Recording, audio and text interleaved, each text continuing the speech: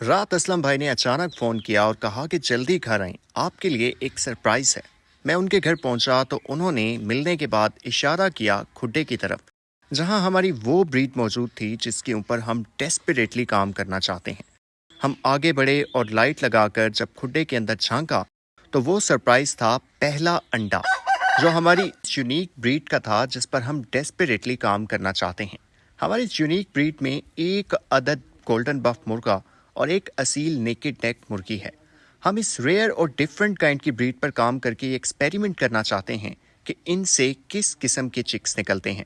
हम इस एग को लेके इतने एक्साइटेड थे कि हमने फ़ौरन वो एग लिया और घर लौटे, और हमने कल रात ही एक गोल्डन बफ फीमेल को अंडों पे बिठाया था।